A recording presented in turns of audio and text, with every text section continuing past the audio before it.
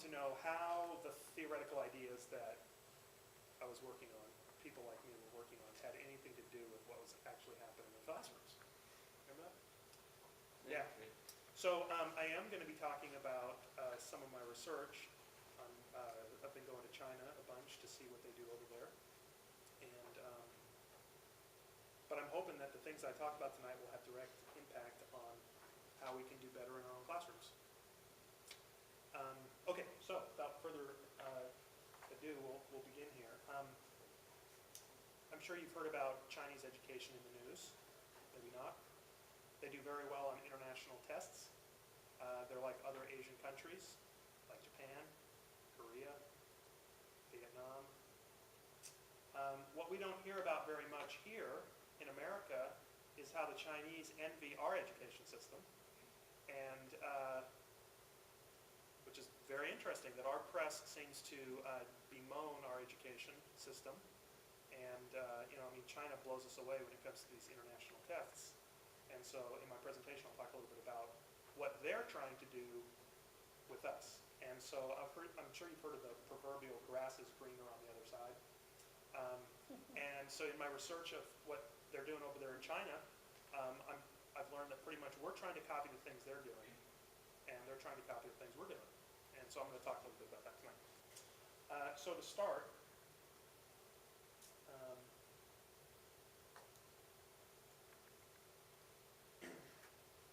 can you turn off the front lights? Oh, certainly. Can you see that better?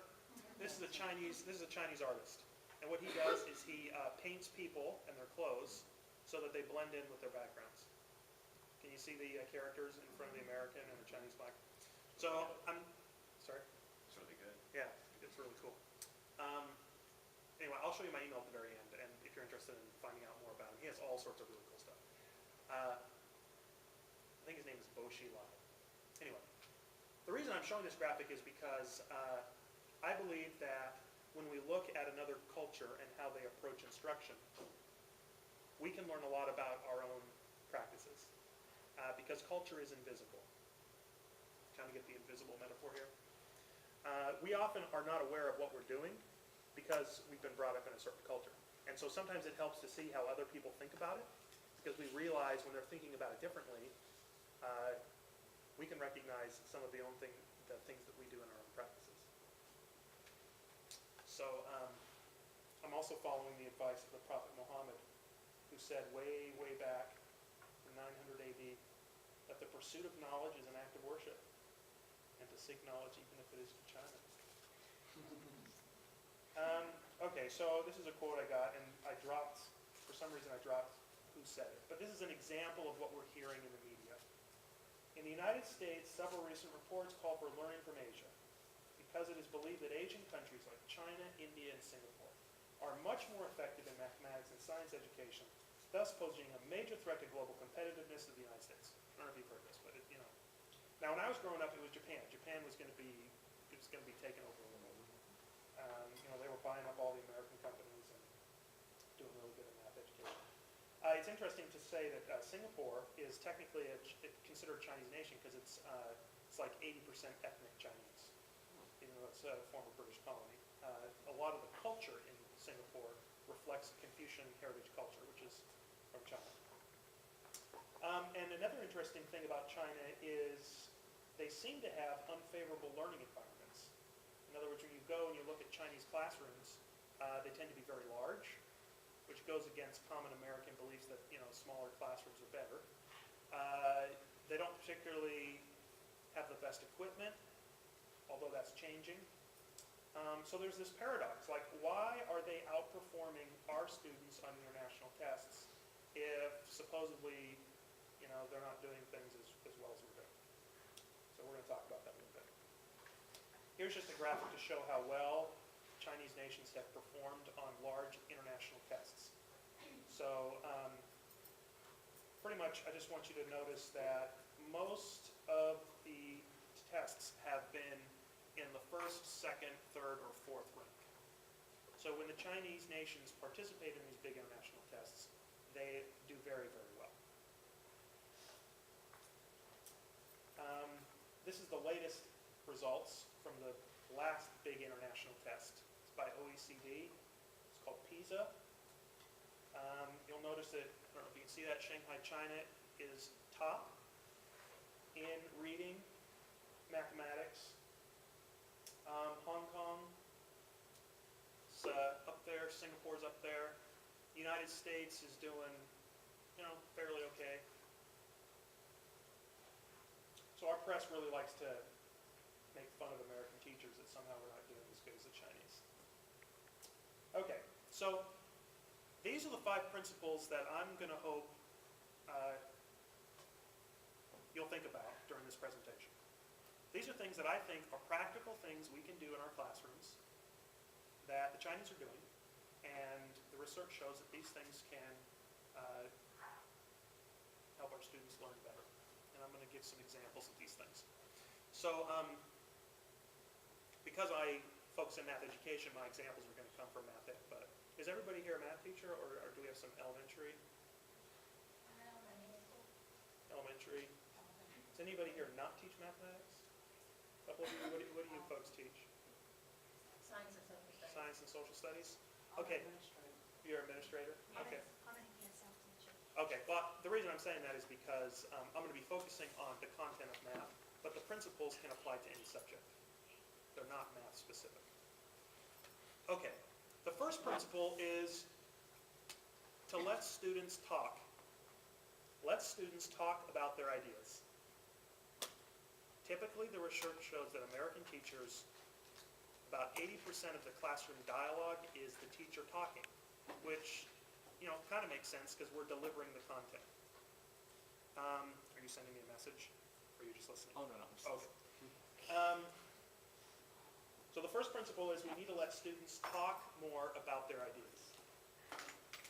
A second principle is once a student has talked about their ideas, and they're right, and we're like, oh, that's a great answer, to not move on in the lesson quite yet.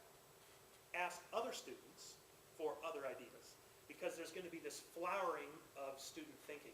Much of it is correct, and it gives a breadth and a depth to instruction that will benefit all the students. In a way, you can deal with this idea of differentiated learning by allowing the students to share their diverse ideas, and that will help students. It's not like you're the teacher having to go out and tailor your lesson to all these different learning styles or something, but by having students talk about their different ideas, a variety of them, kids are tuned in, and they'll listen to what their peers are saying. A third principle, very simple, but it's hard to do, is to organize our board work better. If you use smart boards to think about how those ideas are laid out, and I'm going to show some examples in a second what I mean by this. The fourth thing is to think about posing a variety of problems rather than providing a step-by-step scaffolding for students.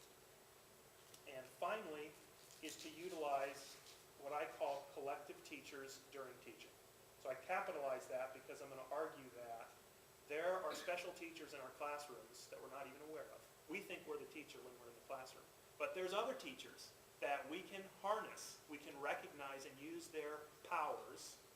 It's not students. And I'm going to talk about what that is. Okay, so my talk is pretty much focused on these 5 things.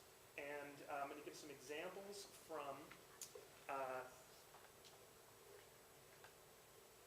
going to show some video clips from a lesson, 2 lessons, taught by, one lesson was taught by a Chinese teacher, and one lesson was taught by an American teacher.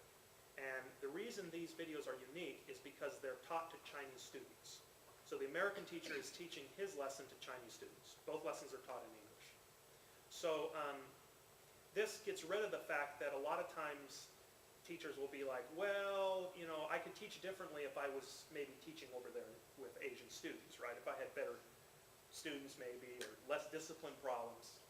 So that kind of eliminates that variable. So it's going to be an example of an American teacher teaching in China and a Chinese teacher. They're teaching the same topic.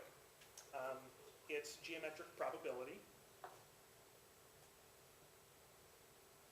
And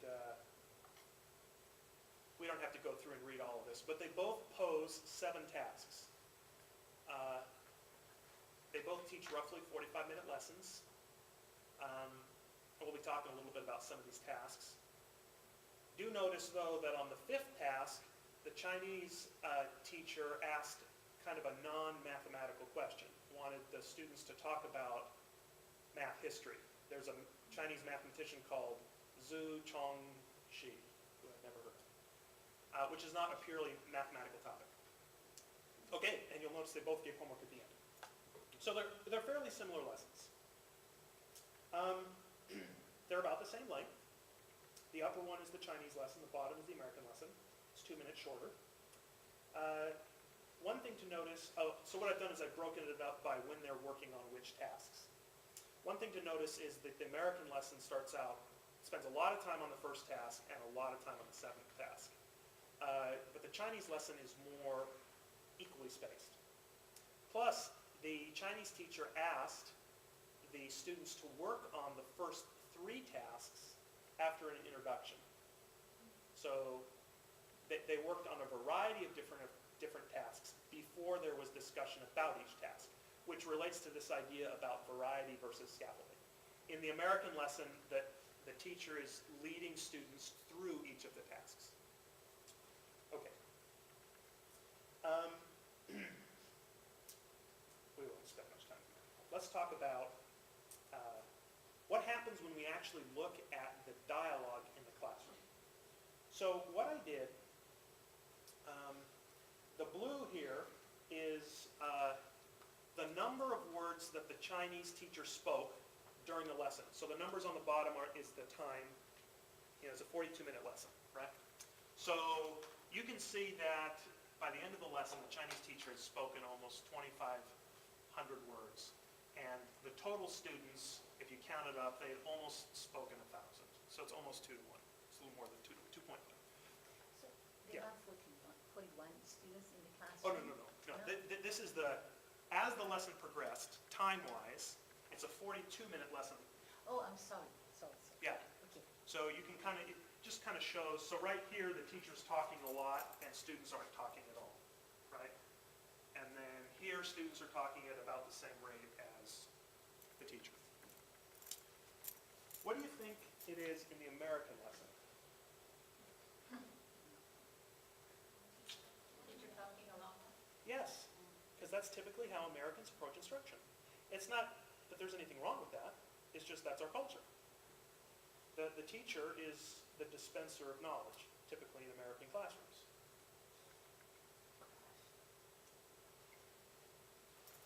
Now, we can't extrapolate this to all American teachers, right? This is just one American teacher. But this is typical. American teachers like to talk. And it's not, okay, so this says American students, but it's the American teachers' Chinese students. So they're Chinese students. It's not that they're not talkative. It's just the American teacher doesn't give the students an opportunity to talk about their ideas. We'll see that in the video clip. So if you go back to your notes, you'll see the very first point that I'm trying to make, something that we can learn by looking at another culture's discussion is, how we structure our lessons, I think we should think about that. And if we decide to talk most of the time, that's fine, but I think we should have a reason for why we do that. Okay, so this is just a ratio comparing the American to the Chinese teacher and the number of words spoken by the Chinese teachers and Chinese students and the American teachers, Chinese students. This shows the ratio as the lessons progress. So you'll see that in the beginning of the Chinese lesson, when the teacher was introducing the first 3 tasks, she did a lot of talking. But as the lesson progressed, it pretty much followed a constant ratio. The green line represents a 1-to-1 ratio. For every word the teacher spoke, a student spoke a word. So by the end of the lesson, it was 2.5. So for every word a student spoke, the Chinese teacher was speaking 2.5 words. In the American lesson, it was pretty much the teacher dominating to the discussion until at the very end, the teacher allowed a Chinese student to talk about the last task. And that's why the word count ratio fell at the very this is very telling. I have not done this type of analysis on my lessons, but I bet it would look like this. I would be an American teacher, I talk a lot. I don't know, Rebecca, if you remember, but I bet I would. I bet I talked a lot. I like to talk. I'm a teacher, right? That's what I say in the family. Okay, so these are just different graphics to just illustrate how much the U.S. teacher is talking. Okay, so that's the first principle. The second principle is to ask for a variety of student ideas. So this, what I did is I took the Chinese dialogue over the first task, and I tried to show how the teacher kept asking students to share their strategies. So there was 4 different strategies shared. So the teacher started by saying, who can help me? And a student gave, their ideas. And then the teacher indicated for another student to share their idea, and that student shared a different way to think about geometric probability. I'll show you a video clip of this in just a second. Then she said, who has some other methods? So she's got 2 correct answers here. She could move on, but she didn't. She wanted to continue to get student ideas at it. And she's inserting some dialogue. She asks who has some other methods. And this time a student referred to a method that had already been discussed. So she clarified when she asked again, besides this method, besides the length of the arc and the center angle, who has some other methods? Constant probing, kind of like until the class is dry, like there's nothing left to get from them. And here's the analysis of the second task. Same idea, pointing to the student, then who has some other methods? Anybody else?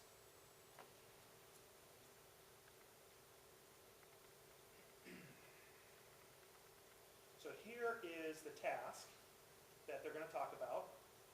Judy turned on the radio randomly. What's the probability she can hear the chime in 10 minutes? So we don't have to think so much about the math, about what's happening, but just kind of listen to how the teacher tries to get students a variety of student ideas. But this works. You can help me. Come on, guys. Please. 1/6. Can you tell me why? Because there are 60 minutes in 1 hour, so we can use 10 minutes divided. Did you hear the teacher say, can you tell me why? Yeah, I would add that as a 6th bullet on what we can learn from the Chinese. Very important for students to explain their reasoning. Very good. Thank you. Please. We can also use length of the arc between 50 and 60 over the whole circle equals to 1/6. Compare the length of the arc between 50 and 60 to the circumference. Who has some other method? Repeat, please.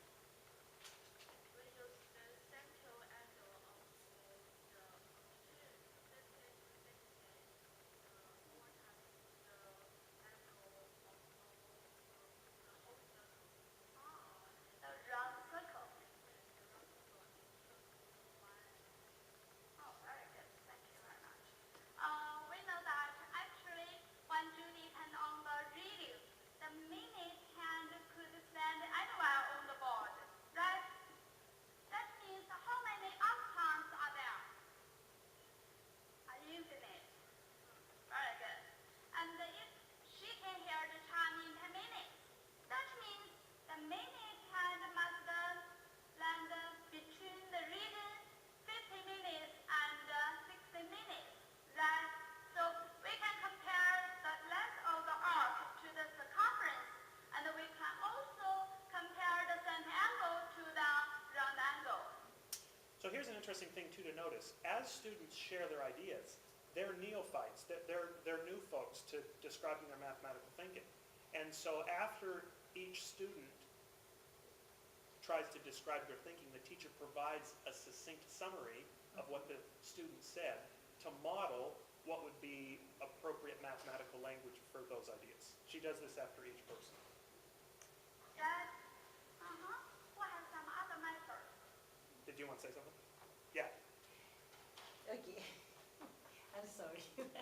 Okay, something that really is very noticeable there is that the student has a microphone and he can really seek and produce a whole discourse, a whole explanation in a very good way, not using 20, in this case, mathematical terms, Yeah. but she is able to project her ideas. Yeah. Something that here nowadays is quite difficult because if you ask them a question orally, they get so scared and they are not able to project their voices. They begin to speak like this, and you cannot understand Yeah, practically yeah. anything.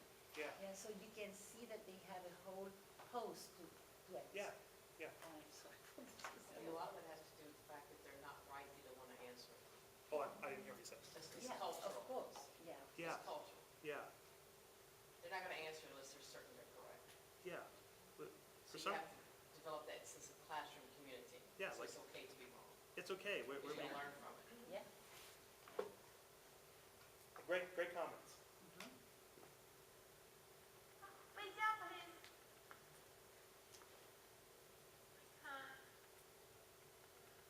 we can the length of the arc over the circumference. The length of the arc is to the circumference beside the arc, the length of the arc and the centangle. Or has some other methods? Wow, that's so easy to do. That's right. Who has some other methods? Wow. Okay. Okay, so there's that. Number 3, I think, is board work, right? The American teacher erased over and over and over again.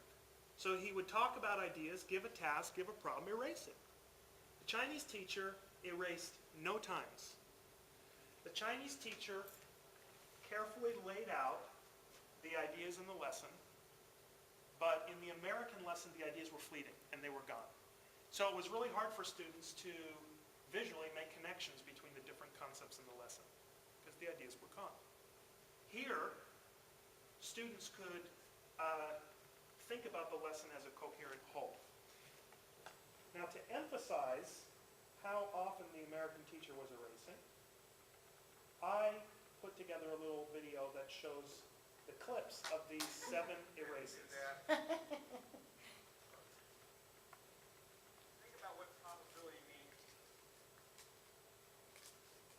Here, let's write that up. And that is so factorialities. Apologies, so. Oh, what did you say? Okay. That is so bad for the allergy. I'm allergic to chalks. Oh, yeah.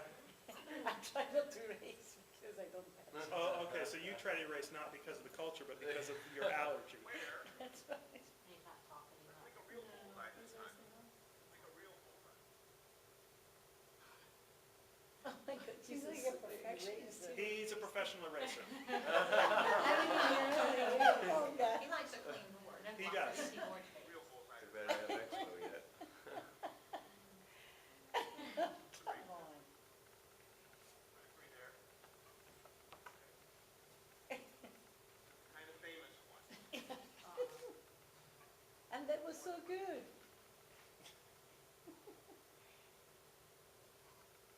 That's water, huh? I think it's a wet rag, but it's a great idea. You wet it every time. Yeah. I've also seen people use squeegees. Oh, God. He never fills up the boulder. Yeah. No, he's got plenty of boardroom. It wouldn't be that hard to just think about the sequence of ideas, because they're all related. That's right. Whole thing. He's scaffolding his ideas step by step. Yeah. It just requires a little bit of thinking about where you're going to put it. See how simple that would be? But that would be a fundamental change to the way students experience the lesson. Okay, so that's that. That was just to kind of emphasize how much erasing is happening. And that is so, So I hope the next time you pick up an eraser, you're going to remember this. that's You're going to be like, wait a second, do I really need to be erasing this? And then, may I say something that is quite interesting? Yeah, you just may need to say it a little louder. I don't know if people Yeah, in the back okay. can hear. When I was many, many years ago, I'm from Chile, by the way, studying to become a teacher of English in Chile. I was 17, 18 years old. I was a teenager, and I had studied in a British school, so I had something of that suddenly the maturity in my mind came up, and I realized, oh my God, this is what I love. The way British people or North American people in those years were so rationally organized to present the ideas one after the other, and not to go in circles like we do.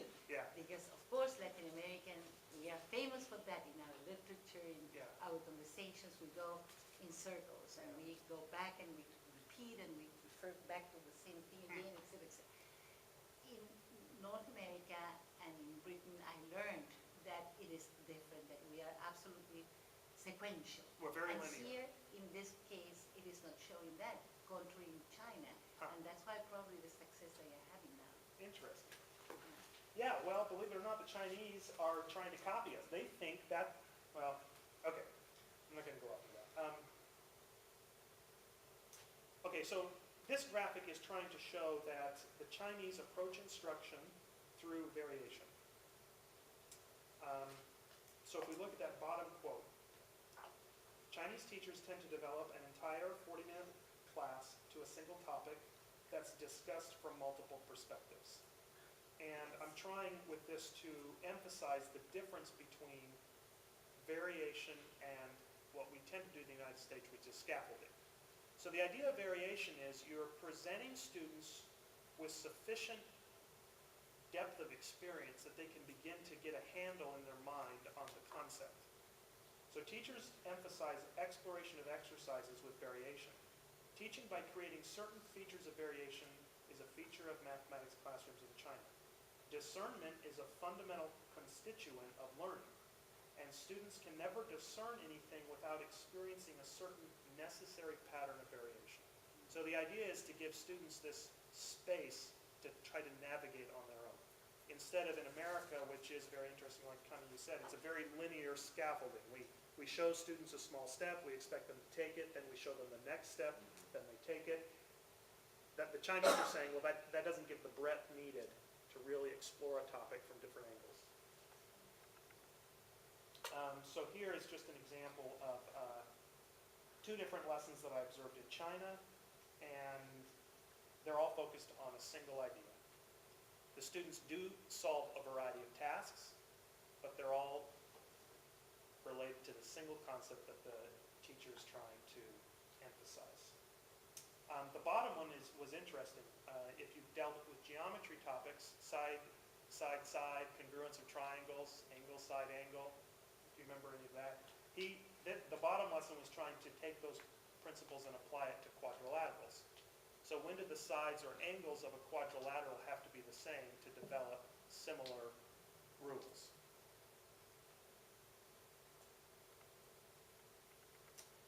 So the green box, I was simply trying to emphasize how the American teacher was scaffolding. The tasks are extremely similar. What is the geometric probability of a random landing on a circle of radius 1 meter within a circle of radius 2 meters? For the next task, what is the geometric probability of randomly landing in a circle of radius 1 meter with a circle of radius 3 meters, right? I mean, they're essentially the same task. He's changed one little number. So that's an example of scaffolding. That's not a variation in the problem type. Look at the last one in the green. What is the geometric probability of randomly landing in a sphere of radius 1 meter within a cube of radius 2 meters? Well, in a way, students are only experiencing one problem. They're just putting different numbers in. So the depth of mathematical experience they're getting is far less than their Chinese counterparts. Okay, so the fifth topic is this idea of trying to pay attention to the other teacher in a classroom.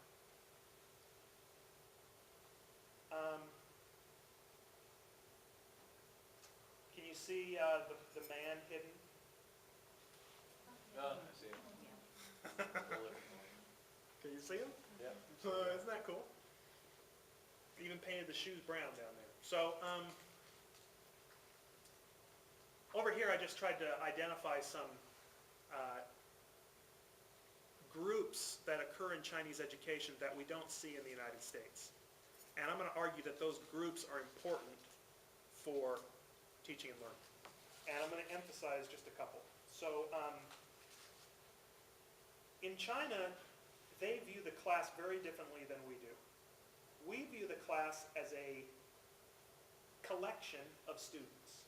They're gathered together in the same place. But we view the teaching as we're teaching all these individual students. It's like a coin.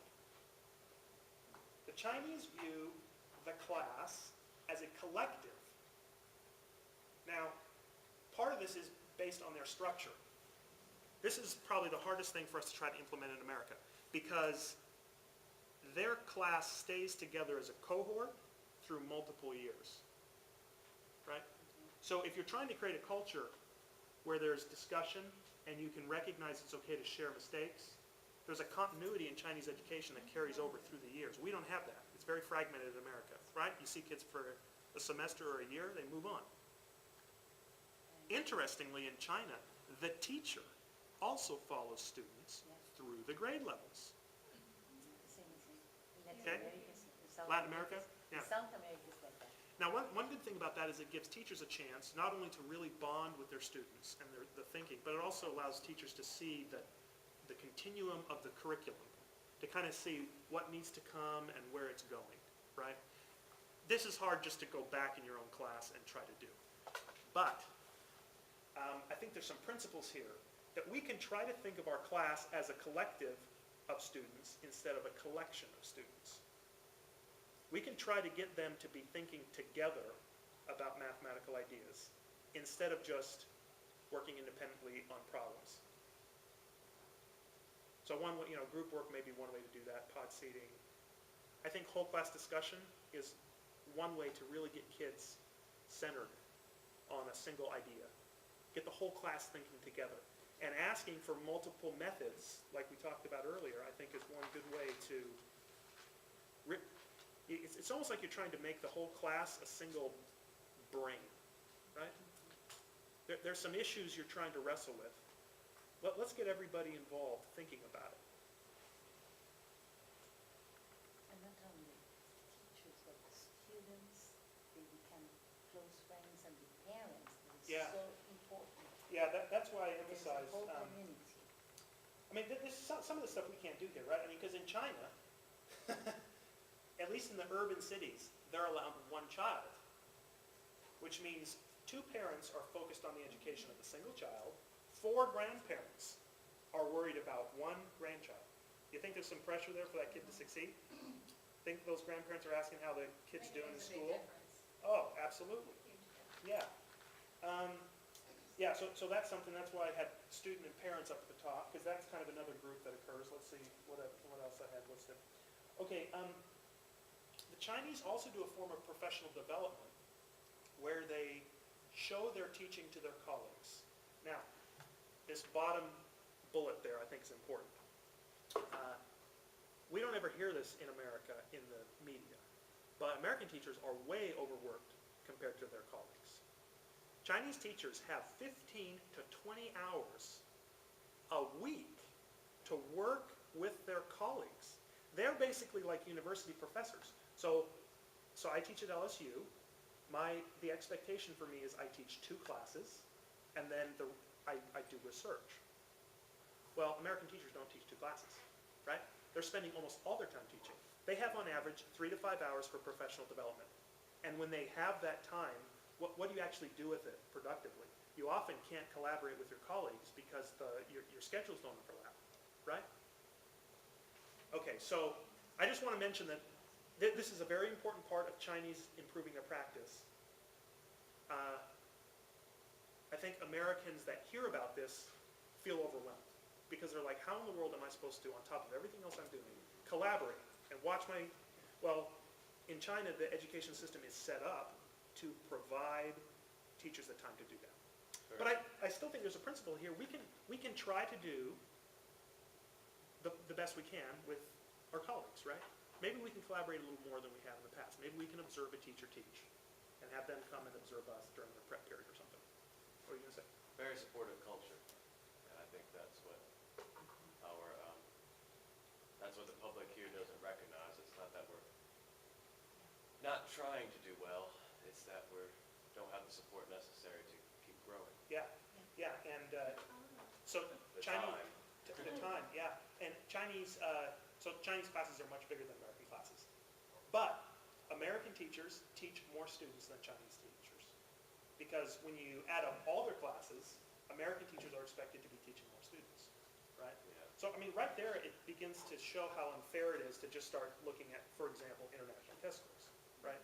Yes, the Chinese do appear to be beating us. I'm highly suspicious they're testing the better schools, right? And as I'll talk about towards the end of the presentation, we actually do better than the Chinese on certain types of math problems. It's just those typically aren't the problems that are posed on the big international tests. Okay, here's another example of something that I think could be done in America fairly easily. The Chinese invite an expert teacher to give a math lesson to a random group of students because they believe that a teacher can come in without knowing the students and still deliver a really good lesson.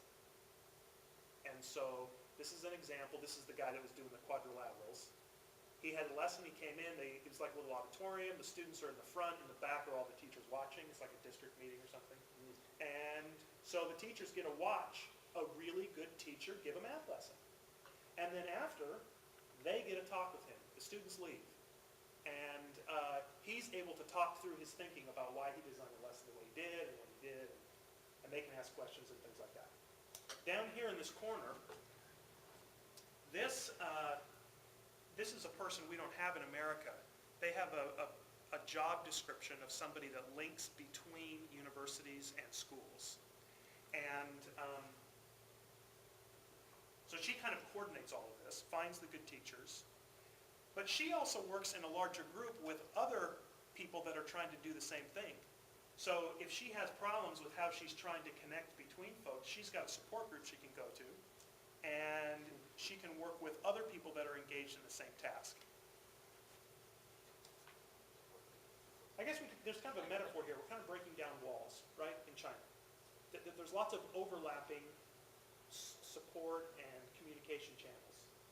In America, we tend to be really isolated in our classroom walls. Here's an example of a public demonstration lesson. I think this is something that we can do in America. A teacher invites other teachers to come watch a lesson. Scary. Wow. To expose our own classroom to the eyes of our colleagues. In the bottom corner, you can see that he's prepared lesson plans.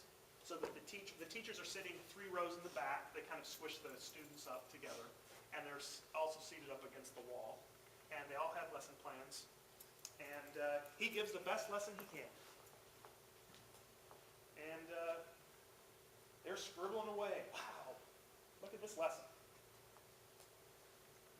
Then in the afternoon, they have a structured debriefing session. There's that one woman again that is this coordinator between the universities and the schools. But the teacher will explain his rationale for why he did the lesson. This is kind of like the model lesson, except he's not a master teacher. He's just like a normal teacher, and he's trying to improve his practice. Then they break up into small groups where they're able to talk about the lesson in more detail.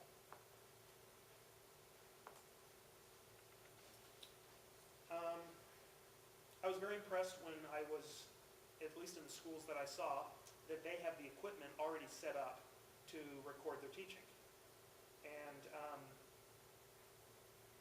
sometimes it's hard in our schools with the pull teeth and things to get video equipment and permissions and everything to try to study our own practice. I'm jealous of the type of equipment I saw there. These are editing suites. What? Yeah, apparently these are in every school, at least in the urban areas of China. Okay. The Chinese government in the last 20 years has invested tremendously in education. They believe the way that they're going to get ahead out of their, I mean, technically China's still an agrarian, right? I mean, there's like 1.3 billion people. Well, they have 500 million that live in the cities, but they still have 700 million peasants farming, right? I mean, we left the agrarian nation 100 years ago, right? They're just now, we complain that all the manufacturing is going to China, but I mean, we went through the Industrial Revolution in the 1870s and 80s and 90s, right? I mean, we're so past that. They're finally starting to make steel.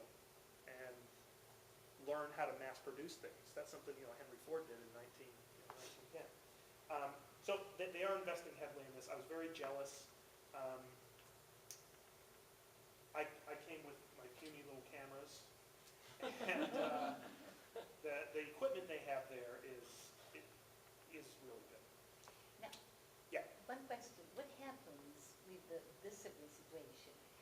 And for example, these cameras that they have in the classroom, are they used in order to check what's going on with the discipline, and if there is any serious disruption? That's so funny. Will the parents, No, that's so funny you say that because, it is the reality here. yeah.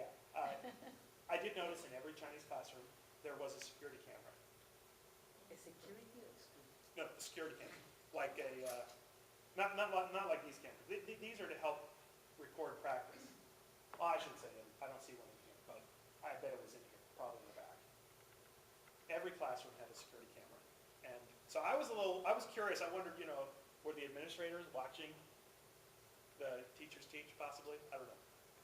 I Yeah. have a question.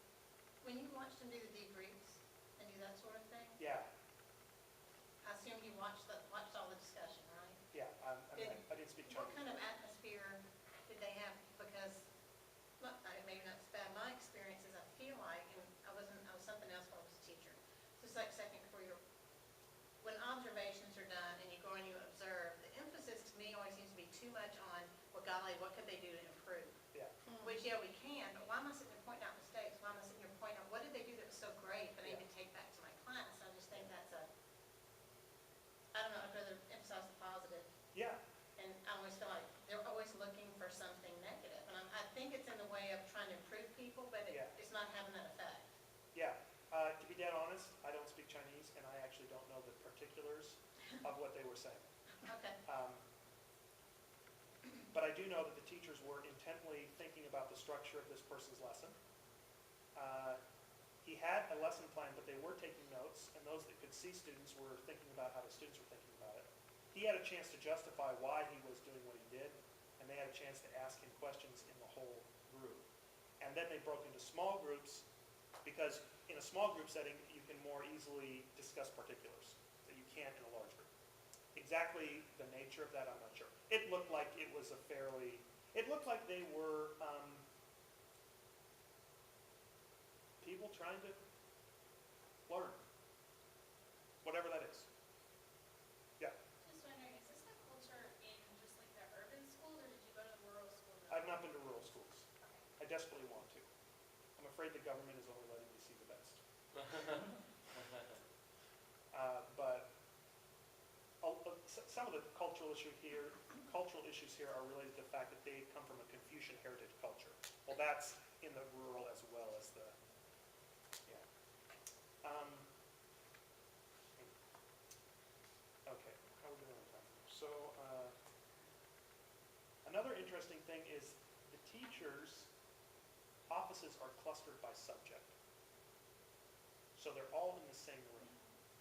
I think that really facilitates discussion. Sometimes that happens here in America. But sometimes teachers have their own offices and they're on different ends of the school. Well, proximity allows a certain type of cooperation just because you're there with each other. It's so easy to just start chatting about certain things that you wouldn't do if you had to walk down the hall and try to find your colleague. It also helps that they have 15 to 20 hours available to work on these type of things.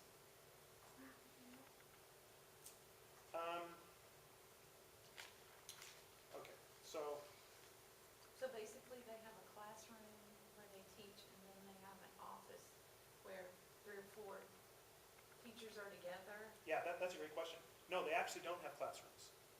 The way the Chinese think about it is the class has a classroom. A class is a cohort. They're assigned to a location. Teachers that teach different subjects come to the students. The class belongs to the students, not the teacher. It's a little different than in America, except like in the early grades. Yeah. Did that answer your question? I don't know. Okay. I got some crazy YouTube videos I want to show you. So let's see.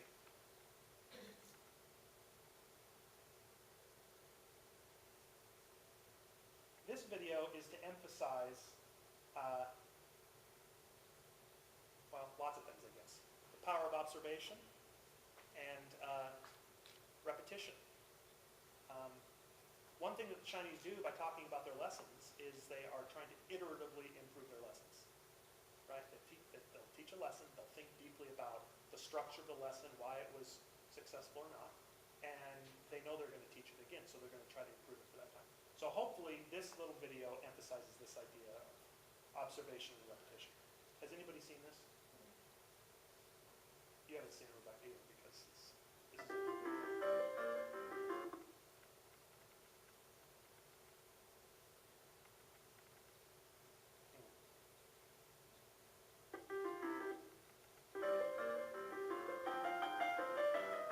Clearly, somebody in this room murdered Lord Smythe, who, at precisely 3:34 this afternoon, was brutally bludgeoned to death with a blunt instrument.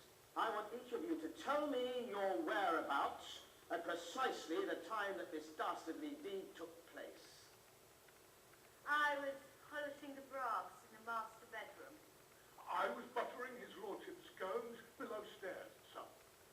I was planting my petunias in the potting shed.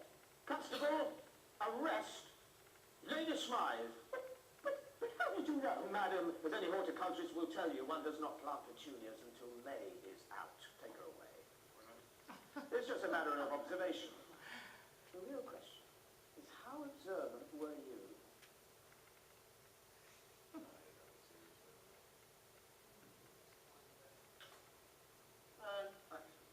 Clearly, somebody in this room murdered Lord Smythe, who, at precisely 3:34 this afternoon, was brutally bludgeoned to death with a blunt instrument. I want each of you to tell me your whereabouts at precisely the time that this dastardly deed took place. I was polishing the brass in the master bedroom. I was buttering his lordship's scones below stairs, sir. I was planting my petunias in the potting shed. Constable, arrest Lady Smythe. This guy down there, now we know why he's dead, right? Did you see him crawling in real fast at the end? Yeah. And the instrument that was next to him changed. Yes, yeah. I couldn't see it very well, but it changed. Yeah. You And want even the position of his legs. yeah, let's see if you can The see a position little of his more legs. than you saw before. Yeah, there is a clock at the beginning. Clearly, somebody in this room murdered Lord Smythe, who, at precisely 3:34 this afternoon, was brutally bludgeoned to death with a blunt instrument. I want each of you to tell me your whereabouts at precisely the time that this dastardly deed took place. I was polishing the brass in the master bedroom. I was buttering his lordship's scones below stairs, sir. I was planting my petunias in the potting shed. Constable, arrest Lady Smythe. But how did you know? Madam, as any horticulturist will tell you, one does not plant petunias. So like the flowers changed, this changed, all sorts of things. The clock changed, the guide changed. There was a bear back here, right? That was all. The position of his legs. The position of his legs, yeah, the Yeah. rug changed, yeah. Anyway, you can just search for that YouTube, Who Done It.